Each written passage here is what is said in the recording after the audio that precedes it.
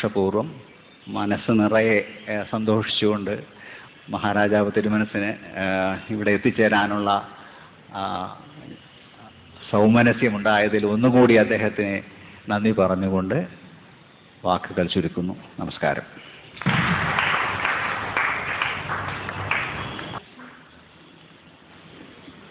കേരളത്തിലെ സംസ്കൃത പാരമ്പര്യത്തിന് അഭിമാനിക്കാവുന്ന ഈ ഗ്രന്ഥം പുതുമന വ്യക്തിയും കൃതികളും എന്ന പുസ്തകത്തെ പരിചയപ്പെടുത്തിക്കൊണ്ട് ഡോക്ടർ സി രാജേന്ദ്രൻ പ്രഭാഷണം ചെയ്യുന്നു.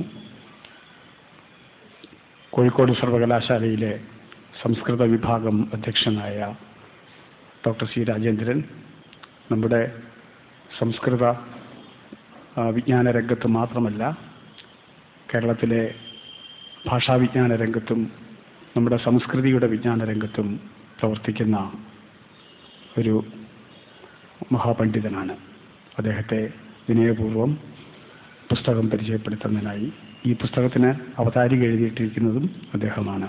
അദ്ദേഹത്തെ സാദരം ക്ഷണിക്കുന്നു.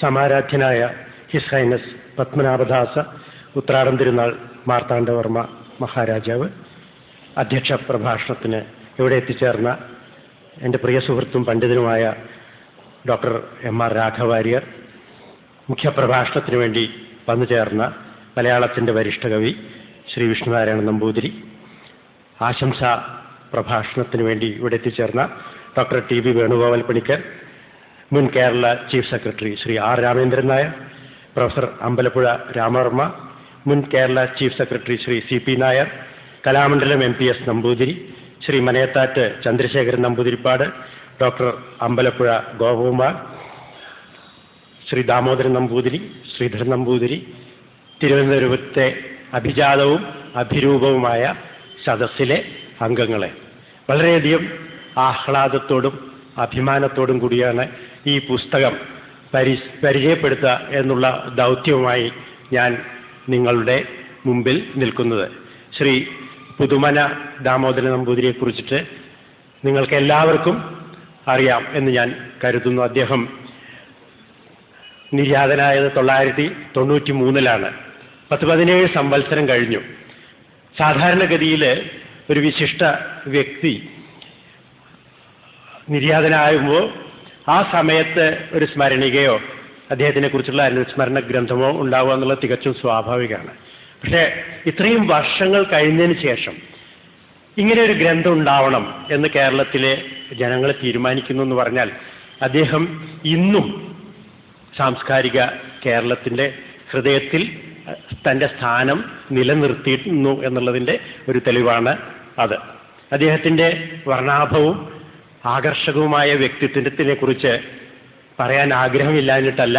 കാളിദാസൻ പറഞ്ഞുപോലെ തദ്ഗുണൈഹി കർണമാഗത്യ ചാപലായ പ്രചോദിത എന്നുള്ള രീതിയിൽ അദ്ദേഹത്തിൻ്റെ സവിശേഷ വ്യക്തിത്വത്തിൻ്റെ പല വശങ്ങളെക്കുറിച്ചിട്ടും, പ്രത്യേകിച്ച് അദ്ദേഹത്തിൻ്റെ നർമ്മബോധത്തിനെക്കുറിച്ചിട്ടും അദ്ദേഹത്തിൻ്റെ സാഹിത്യ രസികതയെക്കുറിച്ചിട്ടും ഒരു കവി എന്നുള്ള നിലയ്ക്കുള്ള അദ്ദേഹത്തിൻ്റെ സിദ്ധിവിശേഷങ്ങളെക്കുറിച്ചിട്ടുമൊക്കെ ധാരാളം പറയാനുണ്ട്.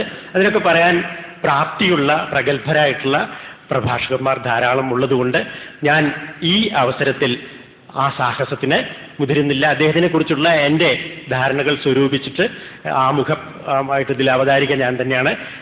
എഴുതാനുള്ള അവസരം അദ്ദേഹത്തിൻ്റെ ഒരുപക്ഷെ ശ്രീ ദാമോദരൻ നമ്പൂതിരി D.D. നമ്പൂതിരിയുടെ അയൽക്കാരൻ എന്നുള്ളതായിരിക്കാം എൻ്റെ യോഗ്യത എന്ന് എനിക്ക് തോന്നുന്നു. ഏതായാലും അതൊരു വലിയ ഭാഗ്യമായിട്ട് ഞാൻ കരുതുന്നു. അവിടെ പറഞ്ഞിട്ടുള്ളത് ഇവിടെ ആവർത്തിക്കാൻ ഞാൻ ഉദ്ദേശിക്കുന്നില്ല. ചുരുങ്ങിയ വാക്കുകളെ കൊണ്ട് ഈ പുസ്തകത്തിലെ ഉള്ളടക്കം എന്താണ് എന്ന് വിവരിക്കുക മാത്രമാണ് ഞാൻ ഇവിടെ ചെയ്യാൻ പോകുന്നത്. അത് വളരെ പ്രധാനപ്പെട്ടൊരു കാര്യമാണെന്ന് തോന്നുന്നു.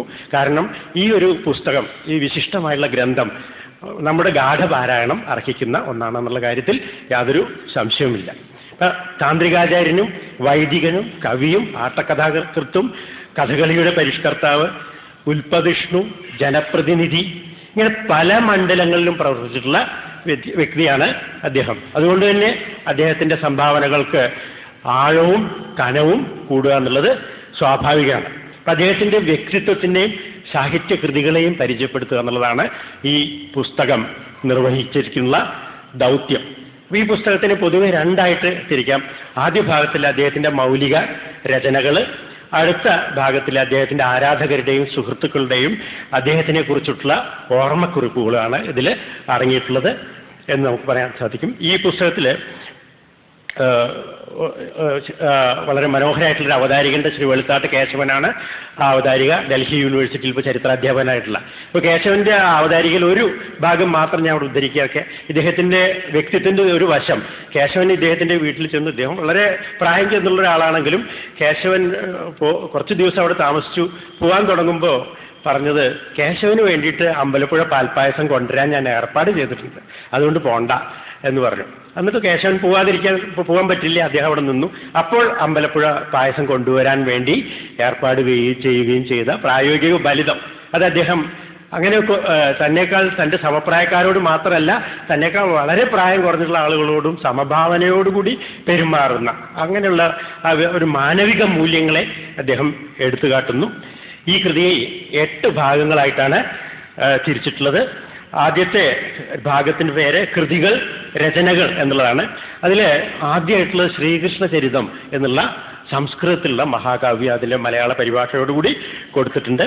അത് പോലെ ആറ്റുപുറത്ത് കൃഷ്ണൻ നമ്പൂതിരി രചിച്ച അദ്ദേഹത്തിൻ്റെ ഗുരുതുല്യനായിട്ടുള്ള ഈ സപ്താഹ മാഹാത്മ്യം എന്നുള്ള ആട്ടക്കഥ, അത് അദ്ദേഹം തെരഞ്ഞെടുത്തിട്ട് അതിൻ്റെ രംഗപാഠം തയ്യാറാക്കുകയും അത് അനേകം അരങ്ങുകളിൽ അവതരിപ്പിക്കുകയും ചെയ്തു. ആ രംഗപാഠം ഇതിൽ കാണാൻ സാധിക്കും. അതിന് പുറമെ ഇദ്ദേഹം തന്നെ ഒരു ആട്ടക്കഥ എഴുതാനുള്ള സമയം അദ്ദേഹത്തിന് ലഭിച്ചു. അദ്ദേഹം മറ്റൊരു അദ്ദേഹത്തിൻ്റെ ഒരു സപ്താഹ മാഹാത്മ്യം എന്നുള്ള ആട്ടക്കഥ, അതുപോലെ അദ്ദേഹത്തിൻ്റെ മറ്റ് സംസ്കൃത കാവ്യങ്ങൾ കാളിയമർദ്ദനം, അജാമിള കഥ എന്നുള്ള യമകകാവ്യാണ്. കാളിയമർദ്ദനം എന്നുള്ളത് ഭുജംഗപ്രയാതം എന്ന മനോഹരമായ വൃത്തത്തിൽ അതിലളിതമായ സംസ്കൃതത്തിൽ രചിക്കപ്പെട്ടിട്ടുള്ള ഒരു കാവ്യമാണ്. കുചേല കഥ, ഭുജംഗം, അപക്വഭക്തി, പിന്നെ കുറേ സ്തോത്രങ്ങൾ. ഈ സ്തോത്രങ്ങളൊക്കെ മനോഹരമായിട്ട് ആലപിക്കപ്പെടുകയാണെങ്കിൽ അവയുടെ ശ്രവ്യഭംഗി, അവയുടെ ആലോചന മാധുര്യം എന്നുള്ളത് അനുഭവേക വേദ്യമാണെന്ന് എനിക്ക് തോന്നുന്നു. കാരണം ഇന്ന് പലപ്പോഴും സ്തോത്രങ്ങളുടെ പേരിൽ രചിക്കപ്പെടുന്ന പല കൃതികളുടെയും സാഹിത്യമൂല്യം നമ്മൾ ആലോചിച്ച് നോക്കുമ്പോൾ പലപ്പോഴും കഷ്ടം തോന്നാറുണ്ട്.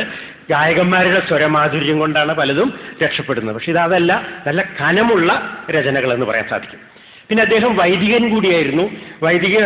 അദ്ദേഹത്തിൻ്റെ 2 വൈദിക രചനകൾ, ആശുലായന ക്രിയ എന്നുള്ള ഒരു ഗ്രന്ഥം അദ്ദേഹം രചിച്ചിട്ടുണ്ട്.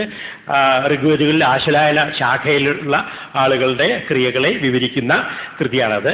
ജ്യോതിര അഗ്നിഷ്ടോമം എന്ന് പറയുന്ന അഗ്നിഷ്ടോമത്തിൻ്റെ പ്രശസ്തി അതാണ് ഈ വിഭാഗത്തിൽ ഉൾപ്പെടുത്തിയിട്ടുള്ളത്. അദ്ദേഹത്തിൻ്റെ 2 താന്ത്രിക ലേഖനങ്ങളാണ് അടുത്ത ഇതിലുള്ളത്. ഒന്ന് ക്ഷേത്രങ്ങളും തന്ത്രപ്രസ്ഥാനവും, ക്ഷേത്ര ചൈതന്യ രഹസ്യം എന്നീ ലേഖനങ്ങളാണ് ഈ ഭാഗത്തിൽ ഉൾപ്പെടുത്തിയിട്ടുള്ളത്. ഈ തന്ത്രം എന്നുള്ളത് ഇന്ത്യയിലുടനീളം ഒരു കാലത്തുണ്ടായിരുന്ന തികച്ചും ജനകീയമായിട്ടുള്ള ജീവിതത്തിൻ്റെ സമസ്ത ഭാവങ്ങളെയും ഉൾക്കൊള്ളുന്ന ഒരു അനുഷ്ഠാന പദ്ധതിയായിരുന്നു. വൈദിക പാരമ്പര്യത്തിന് സമാന്തരമായിട്ട് സാധാരണ ജനങ്ങളുടെ ഇടയിൽ നിലനിന്നിരുന്നതാണ്. ശരിക്കും പറഞ്ഞാൽ കശ്മീരം മുതൽ കന്യാകുമാരി വരെ, അതുപോലെ കാമരൂപം വരെയുള്ള വിശാലമായ ഭാരതവർഷത്തിൽ നിലനിന്നിരുന്ന ഒരു വളരെ ജനകീയമായിട്ടുള്ള ഒരു റിലിജിയൻ എന്ന് നമുക്ക് പറയാം, അനുഷ്ഠാനം എന്ന് പറയാം. സമഗ്ര ജീവിതത്തിൻ്റെ സമഗ്ര ഭാവങ്ങളെയും ഉൾക്കൊള്ളുന്നതാണെന്ന് നമുക്ക് പറയാൻ സാധിക്കും. സൗന്ദര്യാത്മകമുള്ള തലുണ്ട്. അഭിനവഗുപ്തനെ പോലുള്ള വലിയ താന്ത്രികാചാര്യന്മാർ ഒരു സൗന്ദര്യ ശാസ്ത്രം തന്നെ രൂപപ്പെടുത്തിയത് താന്ത്രിക വിധിയെ അടിസ്ഥാനപ്പെടുത്തിയാണ്. കേരളത്തിനെ കുറിച്ച് പറയുകയാണെങ്കിൽ കേരളത്തിൽ പ്രതിഷ്ഠിതമായിട്ടുള്ള ക്ഷേത്രങ്ങൾ, കേരളത്തിൽ പണ്ടുകാലം മുതലേ നിലനിന്നിരുന്ന ദ്രാവിഡ ആചാരപ്രധാനമായിട്ടുള്ള കാവുകൾ, ഇവിടെയൊക്കെയുള്ള അനുഷ്ഠാനങ്ങൾ ഈ താന്ത്രിക ചര്യയായിട്ട് ബന്ധപ്പെട്ടുള്ളതാണ്. പിന്നെ കേരളത്തിൻ്റെ തന്ത്രവിദ്യയുടെ ഒരു പ്രത്യേകത നമ്പൂതിരിമാരുടെ ജീവിത രീതിയായിട്ട് ബന്ധപ്പെട്ടുള്ളതാണ്. വാമാചാരങ്ങൾക്കല്ല അവിടെ പ്രാധാന്യമുള്ളത്. അവിടെ ക്ഷേത്രപ്രതിഷ്ഠയായിട്ട് ബന്ധമുണ്ട്, ആർക്കിടെക്ചറായിട്ട് ബന്ധമുണ്ട്, അനുഷ്ഠാനങ്ങളുമായിട്ട് ബന്ധമുണ്ട്. അത്തരത്തിലുള്ള ഒരു പദ്ധതിയാണ് തന്ത്രസമുച്ചയം പോലുള്ള വിശിഷ്ട ഗ്രന്ഥങ്ങൾ. ഇന്നലെ നമ്മുടെ നാട്ടിലുള്ള ഈ ഗ്രന്ഥങ്ങളൊന്നും ആരും വായിക്കുന്നില്ല. ഇപ്പോൾ ഇതിലൊക്കെ കൂടുതൽ താല്പര്യം പാശ്ചാത്യർക്കാണ്. ഈ തന്ത്രത്തെ കുറിച്ചിട്ട് പഠിക്കുന്നതിന് വേണ്ടിയിട്ട് പോളണ്ടിൽ നിന്നൊരു വിദ്യാർത്ഥി എൻ്റെ കീഴിൽ PhD ചെയ്യുന്നുണ്ട്, ശേഷസമുച്ചയം എന്നുള്ള കൃതിയെ അടിസ്ഥാനപ്പെടുത്തിയിട്ട് താന്ത്രികാനുഷ്ഠാനത്തിന്. അപ്പോൾ അന്നത്തെ കാലത്ത് നമ്മുടെ നാട്ടിലുണ്ടായിരുന്ന ഈ ഈടുവെപ്പുകളെ കുറിച്ചിട്ട് ഒരു സാമാന്യബോധമെങ്കിലും സൃഷ്ടിക്കുന്നു എന്നുള്ളതാണ് ഈ രചനകളുടെ വിശേഷതകൾ. പിന്നീട് വളരെ രസകരമായിട്ടുള്ള കത്തുകൾക്ക്